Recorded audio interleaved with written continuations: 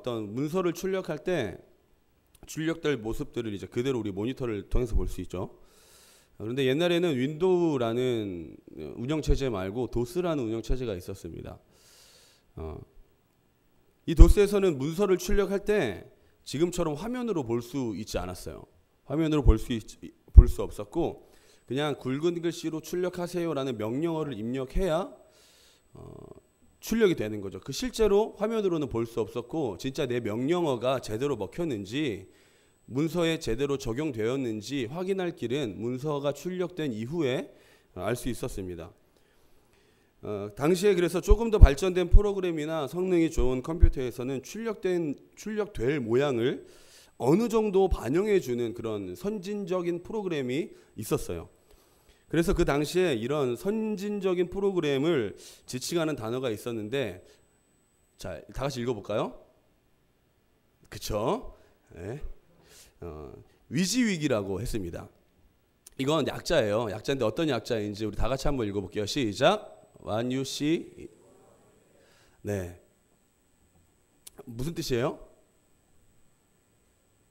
당신이 보는 것이 당신이 얻게 되는 것이다 라는 뜻입니다. 그래서 화면에 보이는 것이 출력될 때 그대로 구현된다라는 그런 의미를 가진 프로그램인 거죠. 우리가 읽은 성경 본문도 보는 것을 얻게 되는 내용입니다.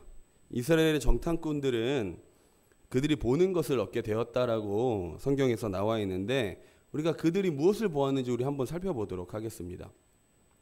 하나님께서는 이스라엘 백성들을 출애굽시키시고 젖과 꿀이 흐르는 가나안 땅으로 인도를 하셨습니다. 이제 가나안 땅을 눈앞에 두고 하나님께서는 12명의 정탐꾼을 뽑아서 가나안 땅을 살펴보라라고 말씀하셨죠. 민수기 13장 1절에서 2절을 다 같이 한번 읽어보도록 하겠습니다. 시작. 여호와께서 사람을 보내어 내가 이스라엘 자손에게 주는 가나안 땅을 정탐하게 그들의 조상의 가문 각 지파 중에서 지휘관 된 자 한 사람씩 보내라. 여기서 지휘관이라고 표현된 단어는 지도자 그리고 사람들에게 뽑힌 사람이라는 뜻이 있습니다. 그만큼 지도자로 뽑힌 그 사람들은 일반 백성들에게 신앙이나 연륜 같은 것을 인정받은 사람인 것이죠. 그래서 이 지휘관들의 신앙 상태의 영적 상태는 이스라엘의 전체의 신앙 상태와 영적 상태를 보여주는 것이다 라고 말할 수 있는 것입니다. 그렇다면 그들의 신앙의 상태는 어떠한지, 그들의 영적인 상태는 어떠한지 우리가 살펴봐야 되지 않겠습니까? 우리가 읽은 본문을 살펴보면 대부분의 정탐꾼들이 무엇을 보았는지에 대해서 이야기하고 있습니다. 우리가 읽었던 오늘 본문 32절, 33절을 다 같이 읽어볼 때 거기서 그들의 영적 상태와 그것을 넘어서서 이스라엘의 영적 상태를 우리는 발견할 수 있게 되는데요. 우리 32절, 33절 다 같이 한번 읽어보도록 하겠습니다. 시작. 악평하여 이르되 우리가 두루다니며 정탐한 땅은 그 거주민을 삼키는 땅이요 거기서 본 모든 백성은 신장이 장대한 자들이며 거기서 네피림 후손인 아낙 자손의 거인들을 보았나니 우리는 스스로 보기에도 메뚜기 같으니 그들이 보기에도 그와 같았을 것이니라. 하나님께서는 이스라엘에게 주시기로 약속된 땅을 보여주셨죠. 실제로. 그런 대부분의 정탐꾼들이 뭐라고 말했습니까? 우리는 그 땅을 차지할 수 없다. 그 사람들은 거인이고 우리는 메뚜기 같은 사람이다. 이것이 하나님의 약속과 언약을 대하는 이스라엘 지도자들의 영적인 상태라고 말할 수 있는 거죠. 상태가 별로 좋지 않죠. 입장을 한번 바꿔서 한번 생각해 봅시다. 여러분들이 저에게 아무 대가 없이 땅을 준다고 약속하고 이제 그 땅을 줄 때가 돼서 저에게 그 땅을 보여줬습니다. 전사님 여기가 그 땅인데 여기서 우리 교회 하나 짓고 열심히 사역해 봅시다. 근데 그 땅이 어디 강남 금싸라기 땅이 아니고 저기 어디 뭐 사람도 다니지 않는 어떤 고사리 자라는 그런 땅이라고 한번 생각을 해보세요. 제가 그 땅을 보고 야 대박이네 진짜 고맙다라고 하면 좋겠지만 야 나에게 줄 땅이 여기 이거고 여기서 교회를 하라고 사람도 없는데 좀 어려울 것 같은데 라고 말한다면 땅을 주기로 한 여러분들의 마음은 어떨까요? 나쁜 놈 새끼. 다시는 땅 같은 거 준다고 얘기하나 봐라. 이러지 않을까요? 32절에 보니까 대부분의 정탐꾼들은 그 땅을 악평했다라고 말하고 있습니다. 하나님, 이것은 좋은 땅이 아닙니다. 하나님, 이것은 내가 원하는 땅이 아니에요. 우리가 살 수 있는 땅이 아닙니다. 라고 판단했던 것이죠. 정탐꾼들이 가나안 땅을 바라보고 와서 모세에게 이렇게 이야기를 했습니다. 우리 27절 한번 읽어보도록 하겠습니다. 시작. 과연 그 땅에 젖과 꿀이 흐르는데 이것은 그 땅에 12 정탐꾼들은 가나안 땅을 바라보고 정말 살기 좋은 땅이라는 것을 이제 알게 되었습니다. 젖과 꿀이 흐르는 땅이라는 표현을 보기만 해도 그 땅이 얼마나 좋은 땅이구나라는 것을 알 수 있는데요. 가나안 땅이 그렇게 그냥 추상적으로 좋은 땅이 아니었던 거예요. 제가 총신을 준비하면서 같이 공부한 전도사님 중에 한 분이 부모님께서 전라도에서 무화과 농장을 하시는 분이 계세요. 그 전도사님이 공부를 하다가 저에게 이렇게 이야기를 했습니다. 성경에 가나안 땅 보고 젖과 꿀이 흐르는 땅이라고 하는데 이유가 뭔지 아냐? 이렇게 묻더라고요. 좋은 땅이니까 그러지 않겠습니까? 제가 이렇게 얘기를 했는데 무화과가 맛있게 익으면 무화과가 이제 끝이 이렇게 살짝 벌어지면서 꿀이 떨어진답니다. 실제로 꿀이 무화과 그 과일에 꿀이 떨어져서 풍년이 있으면 풍년이 나게 되면 무화과가 풍년을 맞게 되면 그 떨어진 꿀들로 인해서 밭이 꿀로 이루어진 강이 흐른대요. 그만큼 풍년이고 좋은 열매로 가득 차게 되면 그렇게 꿀이 흐르는 땅이 된다라고 말을 하더라고요. 이것을 볼 때 젖과 꿀이 흐르는 땅이라고 이야기한 그 가나안 땅은 실제로 정말 꿀이 흐르는 땅이었던 것이죠. 그만큼 좋은 땅이고 심으면 풍년을 맺는 땅, 정말 좋은 땅이라고 말할 수 있는 것이죠. 그 땅을 보고 열매가 풍년 맺는 그 땅을 보고 여호수아와 갈렙은 우리가 그 땅을 취하자라고 말합니다. 그런데 그 같은 땅을 보고 나머지 10명은 부정적인 반응을 나타내면서 하나님께서 주신 그 땅을 악평하길 시작하죠. 악평이란 단어를 살펴보니까 살짝 움직이다, 미끄러지다라는 뜻을 가지고 있습니다. 그 부정적인 정탐꾼들은 이스라엘 백성들 앞에서 하나님께서 주시고자 약속하셨던 가나안 땅에 대해 악평하면서 이스라엘의 마음을 살짝 미끄러지게 한 거죠. 부정적인 반응으로 움직이게 만들었던 것입니다. 하나님께서 약속하신 그 땅에 대해서 악의적인 말, 악평을 해서 이스라엘 사람들이 다른 길로 가도록, 다른 마음을 품도록 움직이게 만들었던 것이죠. 실제로 그런 악평을 들은 이스라엘 백성들은 어떻게 반응했는지 민수기 14장 1절을 한번 다 같이 읽어보도록 하겠습니다. 시작. 백성이 밤새도록 고통곡하다. 부정적인 정탐꾼들의 말을 듣고 이스라엘의 마음은 부정적으로 움직이게 되었습니다. 먼저 이야기했던 것처럼 그들의 신앙의 대표성을 띄웠던 지도자들의 상태가 이스라엘의 영적인 상태와 맞물려 가고 있다는 것을 볼 수 있는 것이죠. 여러분, 그래서 지도자가 중요합니다. 여러분들의 팀장을 위해서, 조장을 위해서 좀 기도해 주십시오. 부정적인 반응으로, 올바르지 않은 반응으로 여러분들을 잘못된 길로 인도하지 않을 수 있도록 여러분들 기도해 주시기 바랍니다. 이제 그런 부정적인 악평들을 했던 이스라엘은 어떻게 되었는가? 그들이 보는 대로 얻게 되었습니다. 절대 얻을 수 없는 땅이라고, 우리는 메뚜기 같고 그들은 거인이라고 얘기했던 그 땅, 그렇게 말했을 때, 그리고 그대로 그 말을 악평을 동조했던 이스라엘 백성들은 그들이 본 대로, 그들이 생각했던 대로 가나안 땅에 들어갈 수 없게 되었죠. 그래서 그들이 다 죽고 난 이후에 출애굽 2세대가 가나안 땅에 들어갈 수 있었습니다. 우리 히브리서 11장 1절입니다. 굉장히 중요하고 굉장히 우리가 잘 알고 있는 말씀이죠. 우리 한번 다 같이 읽어볼게요. 시작. 믿음은 바라는 것들의 실상이요 보지 않는 것들의. 이 말씀을 기억합시다. 믿음은 보이지 않는 것을 보는 것이죠. 우리가 바라는 것, 실제 없는 것을 볼 수 있는 증거라고 말하고 있는 것입니다. 사랑하는 여러분, 이 시간 우리가 이스라엘 백성들의 악평을 우리가 살펴볼 건데, 이스라엘처럼 눈앞에 보이는 것을 보는 것이 아니라 보이지 않는 하나님의 약속을 살펴보고 바라보는 시선이 저와 여러분들에게 있기를 소망합니다. 가나안에 입성하지 못하는 정탐꾼들의 첫 번째 악평은 무엇일까? 거주민을 삼키는 땅이라고 악평했습니다. 32절 상반절만 읽어보도록 하겠습니다. 시작. 이스라엘 자손 앞에서 그 정탐한 땅을 악평하여 이르되 우리가 두루 다니며 정탐한 땅은 그 거주민을 삼키는 땅이다. 10명의 부정적인 정탐꾼들은 가나안 땅을 보고 거주민을 삼키는 땅이라고 말합니다. 갑자기 땅이 갈라지고 지진이 나서 땅이 사람을 잡아먹는다라는 표현은 아니고요. 가나안 땅은 그 시대의 전략적인 요충지였습니다. 그래서 가나안 땅의 많은 민족들이 쉽사리 요충지였던 그 땅을 쉽게 내어주지 않으려고 했었고요. 또 많은 나라들도 그 가나안 땅을 정복하려고 했었습니다.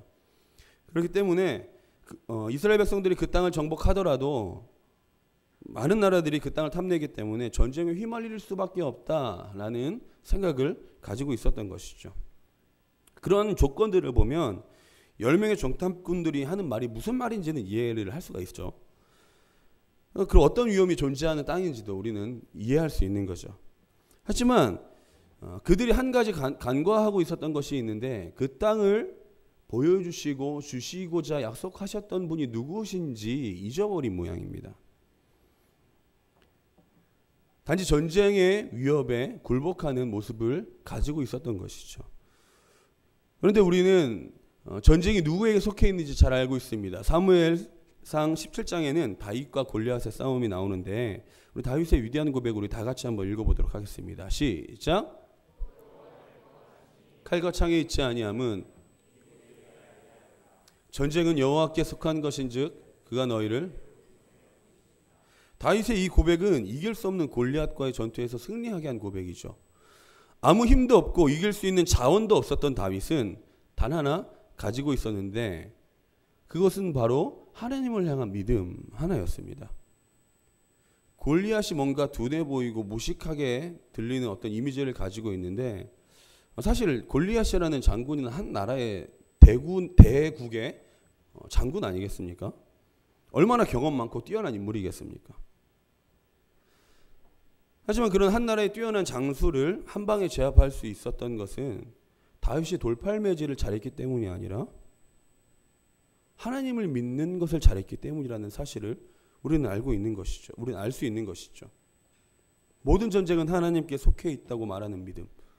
그 믿음이 지금 이스라엘에게도 지금 우리에게도 필요한 것이죠. 우리는 우리 인생을 돌아보면서 매번 영적인 전쟁을 치르게 됩니다. 때때로 믿음의 눈을 들어보면 내 인생을 하나님께서 책임지실 것 같은 기분이 듭니다. 다윗과 같이 이길 수 없는, 그럼 무너뜨릴 수 없는 골리앗과도 같은 사람이나 환경들을 잘 이겨낼 수 있을 것만 같죠. 어떤 상황이나 환경도 내가 믿음으로 살겠다라는 결단을 무너뜨릴 수 없을 것 같이 우리는 살아갈 때가 있습니다. 우리 지난주 수요일까지 우리 수련을 다녀왔죠. 수련을 다녀오면서 여러 가지 결단을 했습니다. 어떤 형제 자매들은 하나님 내가 이번에는 꼭 술을 끊겠습니다. 어떤 형제들은 하나님 내가 이번에는 꼭 야동을 끊겠습니다. 결단하는 지체들이 있었습니다. 은혜 받았던 수련회장에서는 내가 정말 내 결심을 죽을 때까지 지킬 수 있을 것 같았고 어떤 골리앗이 내 인생에 찾아와도 나는 다윗과 같이 믿음의 조약돌을 골리앗의 이마에 딱 맞출 수 있을 것 같은 믿음이 우리에게 있을 것 같았던 거죠. 하지만 수련회 이후에 목금토 3일의 모습을 돌아보면 과연 우리가 그렇게 결단한 대로 이겼는지 한번 돌아보시기 바랍니다. 전쟁은 여호와께 있으니 여러분들이 승리하셨습니까? 아니요. 또 넘어졌을 겁니다. 이번 주에 안 넘어졌으면 다음 주에는 넘어질 겁니다. 그런 믿음이 우리의 믿음 아니겠습니까? 수련회 가서 은혜 받고 온 청년들이 수련회 끝나고 나서 항상 찾아와서 이야기합니다. 분명히 수련회 가서 은혜 받고 왔는데 아무것도 바뀐 게 없다. 하나님께 내가 얼마나 기도했는데 왜 하나도 안 바뀌었냐. 하나님 없다. 하나님 나 미워한다. 이런 이야기를 1년에 2번씩 꼬박꼬박 듣고 있습니다. 은혜 받았는데 왜 바뀐 게 없을까요? 왜 하나님이 일하지 않으셨을까? 고민하는 것이죠. 사랑하는 여러분, 은혜를 받는다는 것은, 그리고 기도가 응답되는 것은 내 상황이 바뀌거나 환경이 새로워지는 것이 아닙니다. 은혜를 받았다는 것은 상황과 환경이 바뀌는 것이 아니라 상황과 환경을 바라보는 내 눈이 바뀐다는 것이죠. 골리앗을 바라보는 시선이 있습니다. 사울은 골리앗을 바라보았기 때문에 그 진영에 숨어서 떨었죠. 다윗은 골리앗을 바라보고도 더 크신 하나님을 바라보았기 때문에 골리앗을 무너뜨릴 수 있었던 것입니다. 하나님을 향한 우리의 믿음은 골리앗과 같은 상황을 다시 바라볼 수 있게 만드는 것이 능력인 것이죠. 우리가 받은 은혜는 골리앗과 같은 상황을 다윗과 같이 바라볼 수 있게 되는 은혜가 있게 되는 것이 우리의 은혜라는 것이죠. 수련회 다녀와서 상황이 바뀌지 않았음에도 불구하고, 그래서 우리가 즐거워할 수 있는 이유는 우리 상황보다 더 크신 하나님을 바라볼 수 있는 영적 눈이 떠졌기 때문인 줄 믿습니다. 영적인 눈이 떠진다고 해도 하나님을 바라보지 못하고 상황과 환경의 문제에 집중하게 되면 우리는 여전히 패배하게 되고 여전히 무너질 수밖에 없게 되는 것이죠. 여호수아와 갈렙은 하나님께서 약속하신 땅을 바라보았습니다. 하지만 나머지 10명의 정탐꾼들은 여호수아와 갈렙과는 다른 것을 보았죠.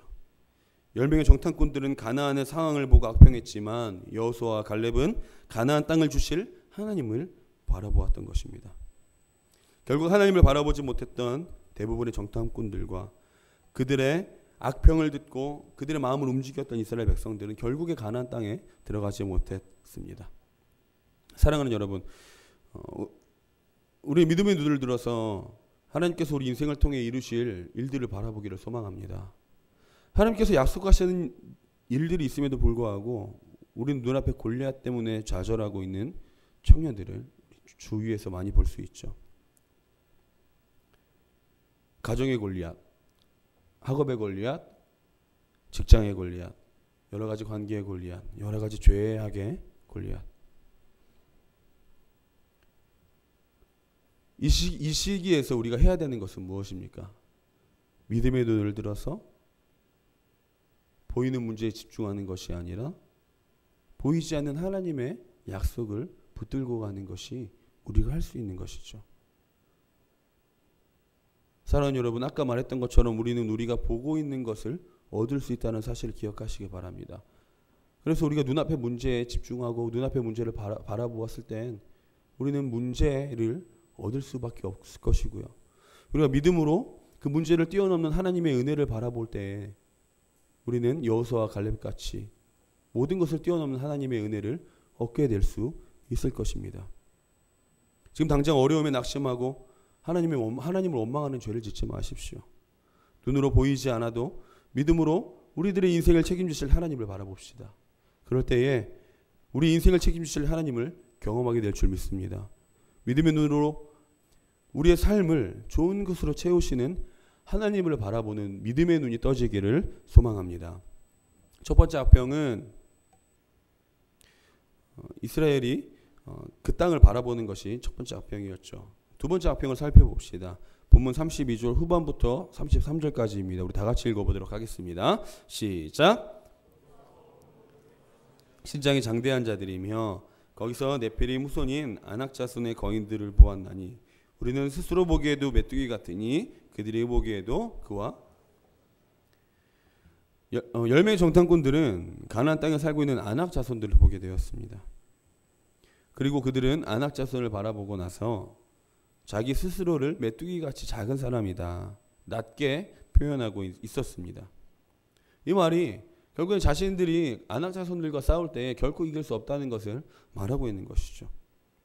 하나님께서는 이스라엘에게 젖과 꿀이 흐르는 땅을 보여주셨음에도 불구하고 이스라엘의 10명의 정탐꾼들은 하나님이 보여주신 것에 집중하는 것이 아니라 그들의 관점만을 중요하게 생각했다는 것입니다. 그들이 보기에는 자신들이 절대로 이길 수 없다고 생각했고 그들은 아낙 자손들을 네피림의 후손이라고 이야기를 했습니다. 네피림이라는 종족은 이제 노아의 홍수 이전에 살았던 거인 종족을 이야기를 하는데, 네피림이라는 그 종족은 노아의 홍수 때 노아의 가족을 제외한 모든 사람들이 죽었기 때문에 그들도 다 죽었습니다. 그래서 네피림은 이제 전설로만 전해 내려오는 종족이고 이야기였는데, 이스라엘이 아낙 자손이 네피림 같다라고 말하는 것은 이제 말도 안 되는 주장을 한 거죠. 들을 가치가 없는 말이었습니다. 겁에 질려서 말도 안 되는 말을 그냥 한 거죠. 그런 핑계거리를 대면서 가나안 땅으로 들어가려고 하지 않고 더 나아가서 이전에 살았던 애굽 땅을 그리워하는 사람들의 모습을 보여주고 있는 것입니다. 여러분, 이전에 소돔과 고모라라는 땅이 있었습니다. 근데 그 성읍은 하나님께서 싫어하는 가증한 일들을 해왔던 땅입니다. 그래서 하나님께서는 그 성읍을 심판하려고 했습니다. 그런데 하나님께서는 그 땅에 소돔 땅에 살고 있는 롯을 불쌍히 여기셔서 심판을 피할 수 있는 기회를 주셨죠. 하나의 조건이 있었습니다. 절대 도망갈 때 절대로 뒤를 돌아보지 않는 것이죠. 하지만 롯의 아내는 뒤를 돌아보고 소금 기둥이 되었습니다. 롯의 아내가 돌아보았다라는 표현을 하는 단어는 정확하게 어떤 뜻이 있냐면 생각해서 바라보았다라는 뜻을 가지고 있습니다. 그래서 롯의 아내는 소돔 땅을 마지못해 떠나게 되었고, 뒤에 두고 온 모든 것에 미련을 두고 버리지 못하고 주목하고 생각해서 바라보다가 소금 기둥이 되었던 것이죠. 뒤를 돌아보았다라는 행위 자체가 소금 기둥이 된 것이 아니라 뒤를 돌아보려고 했던 롯의 아내의 마음 때문에 소금 기둥이 됐다는 사실을 우리는 알 수 있는 것입니다. 롯의 아내는 자신이 보고 싶은 것을 보았죠. 내가 두고 온 것, 내가 즐기던 것, 내가 아끼던 것을 생각하고 바라보았습니다. 결국 롯의 아내가 본 것은 죄를 돌아본 것이죠. 이스라엘 정탐꾼들도 여호수아와 갈렙같이 똑같은 것을 바라보았습니다. 그들은 그들이 보고 싶은 것, 젖과 꿀이 흐르는 땅보다 아낙 자손의 키에 집중했던 것이죠. 결국 가나안 땅에 들어가고 싶지 않았다는 것을 표현하고 있는 것입니다. 가나안 땅에 들어가길 바라지 않는 것은 결국 어디까지 이어지냐면 하나님을 향한 불순종에까지 이어지게 된다는 사실을 우리는 잘 알고 있습니다. 롯의 아내가 두고 온 곳을 넘어서 자신이 즐겼던 소돔과 고모라의 죄를 내려놓지 못하고 뒤를 돌아본 것처럼 이스라엘 백성들도 하나님이 약속하신 가나안 땅을 바라보지 않고 죄악 가운데 있었던 애굽 땅을 돌아보았던 것이죠. 그것이 10명의 정탐꾼들이 보았던 가나안의 모습이었습니다. 사랑하는 여러분, 우리는 수련회든지 한 주간의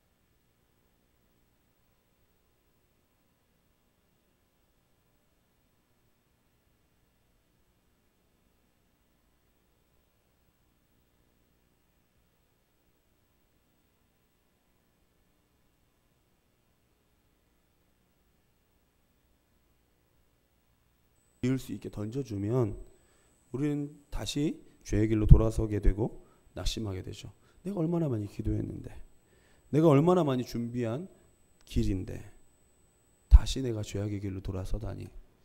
사단은 그것을 공격합니다. 죄인이라고 정죄하죠. 은혜를 받아봤자 쓸모없는 인간이다 라는 생각을 우리 마음 가운데 심어줍니다. 결국 하나님 앞에 그런 씨름을 하기 싫어하는 우리의 죄된 모습은 하나님을 떠나게 되고 죄악에 거하는 삶을 살아가게 되는 것이죠. 사랑하는 여러분, 이스라엘 백성들은 자기 자신을 이전의 삶으로 돌이키게 만드는 악평을 했습니다. 하나님께서 약속하신 땅이라는 사실을 잊어버리고 애굽 땅을 그리워하게 만든 것이 그 10명의 악평한 정탐꾼들의 말이었던 것이죠. 여러분들, 우리도 조심하길 바랍니다. 하나님께서 주신 은혜가 있는 지금 이 시기에 이전의 죄의 모습으로 돌아가게 만드는 모든 사단의 시험 앞에 우리는 믿음으로 잘 서 있어야 한다는 사실을 기억하십시오. 이전의 죄인된 삶으로 돌아가는 것이 아니라 새롭게 하나님의 백성으로 살아갈 수 있도록 은혜를 베풀어 주신 하나님의 그 은혜에 집중하는 여러분들이 되기를 소망합니다. 그리고 결단한 것을 기억하시기 바랍니다.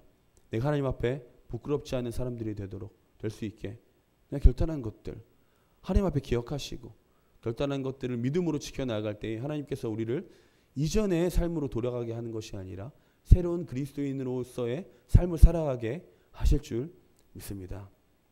사랑하는 여러분, 혹시 당신의 삶이 혹시 은혜를 경험한 삶에서 죄인된 삶으로 돌아가고자 하는 마음이 다시 일어나는 지체들이 계신다면 우리 다시 한번 결단하는 시간이 되어지기를 소망합니다. 죄를 그리워하는 인생이 아니라 하나님께 받은 은혜를 그리워하는 인생들이 되어지기를 소망합니다. 말씀을 정리하도록 하겠습니다. 알렉산더 대왕에게는 그가 어느 전쟁터에 나가든지 따라다니는 의사 한 사람이 있었습니다. 그런데 그 의사를 시기하는 사람이 그를 쫓아버릴 계획을 세우게 되었죠. 어느 날 알렉산더 대왕에게 당신의 의사가 당신이 마시는 물컵에 독약을 넣으려고 한다는 편지를 보냈습니다. 그래서 그 사람은 알렉산더 대왕이 그 의사를 바로 죽일 것이라고 생각했습니다. 그러나 그날 아침 식사 시간에 알렉산더 대왕은 전체가 모인 곳에서 사람들 앞에서 그 편지를 읽어준 다음에 그 의사를 신뢰한다는 것을 보여주기 위해 컵을 잡고 물을 다 마셔버렸습니다. 사랑하는 여러분, 이것이 믿음 아니겠습니까? 고백만이 아니라 고백에 맞는 행위가 따라야 한다는 것입니다. 사랑하는 여러분, 보이지 않는 것, 믿을 수 없는 것들을 믿는 믿음을 가지고 있을 때 보이지 않는 것을 손에 쥐는, 바라는 것들을 실제적으로 얻을 수 있는 믿음이 우리에게 주어질 것인 줄 믿습니다. 10명의 정탐꾼들을 제외한 여호수아와 갈렙은 결국 믿음으로 가나안 땅을 보았기 때문에 가나안 땅에 들어갈 수 있는 은혜를 경험하게 되었죠. 사랑하는 여러분, 눈앞에 있고 보이는 것에 집중하는 것이 아니라 믿음의 눈을 들어 하나님을 바라보기를 소망합니다. 그럴 때 우리 심령이 하나님의 은혜로 영적 가나안에 입성하게 되는 은혜가 있을 것인 줄 믿습니다. 사랑하는 여러분, 우리 신앙생활에서 중요한 진리 중에 하나는 옛날 컴퓨터 용어처럼 당신이 보는 것이 당신이 얻게 되는 것이다 라는 것입니다. 여호수아와 갈렙같이 하나님의 신실함을 믿고 그 믿음으로 세상을 바라보고 생각한다면 우리의 삶은 그대로 이루어질 것입니다. 반면에 10명의 정탐꾼과 같이 육신의 눈에 보이는 대로 보고 믿는다면 그들이 당한 일을 그대로 당할 것입니다. 사랑하는 여러분, 보는 대로 얻게 된다는 것은 우리의 진리라는, 우리의 믿음의 진리라는 사실을 잊지 말고 우리 모두 다 갈렙과 여호수아와 같은 믿음의 눈을 들어 주를 바라볼 수 있는 믿음이 있기를 소망합니다. 찬양 하나 하고 기도하고 마치겠습니다.